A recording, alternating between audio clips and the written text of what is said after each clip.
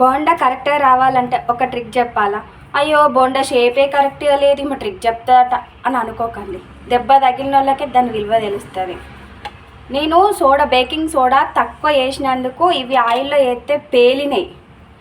అంటే దీన్ని బట్టి అర్థమైంది ఏంటి అంటే దీనికి బేకింగ్ సోడా అనేది కరెక్ట్గా వేయాలి, అట్లనే పిండి కూడా గట్టిగా ఉండకుండా చూసుకోవాలని నాకు అర్థమైంది. అందుకే ఇట్లా వచ్చినాయి.